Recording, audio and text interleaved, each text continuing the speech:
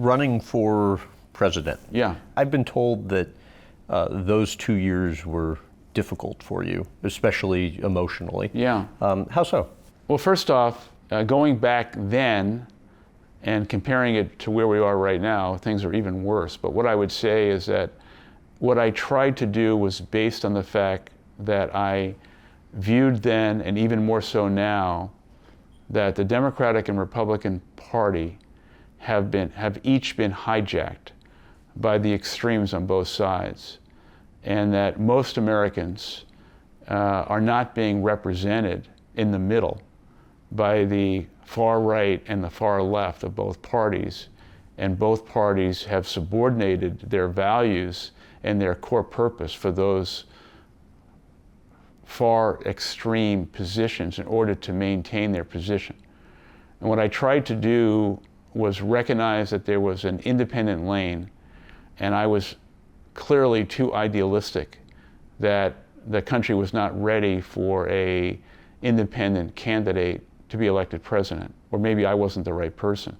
Do you think the country wasn't ready, or just the system I don't think is the country set was up ready, in a way that makes it difficult? Clearly the country doesn't appear to be ready now, but at some point there will be an independent president. But what shocked me and what I was unprepared for was the vitriolic venom and the attacks that came from both sides, especially the Democrats.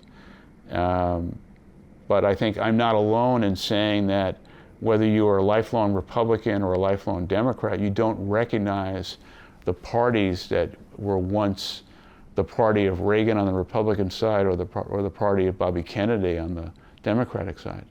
And I think the country is really heading to a place where, with $33 trillion in debt and all the social issues that we have, we are longing for leadership and statesmanship. It's concerning to see where we are in terms of political leadership and where the country sits today. What do you think you learned going through it? Well, first off, in traveling the country, and you've heard this before from other politicians, is that the best part of running for office is not being on stage, but it being in the homes of American families and listening to their concerns and their problems and thinking to yourself, God, if I'm in a position, I'm going to help these people. But traveling the country and really understanding the concerns, the issues, and having intimate moments with people who really tell you their story, and you carry those stories with you, and it drives you further in terms of your reason for doing this.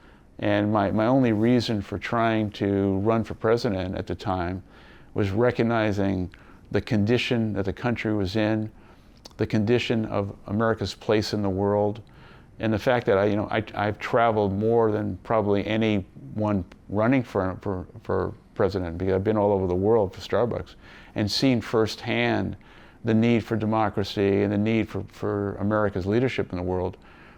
But America's foreign policy is directly related to the health and strength of its domestic policy. And rhetorically, you just ask a question, do you think we're healthy domestically right now? And clearly we're not. And so I tried my best, it didn't work out, and I live with that, and it was a tough year afterwards of failing on a big stage or failing in a big arena.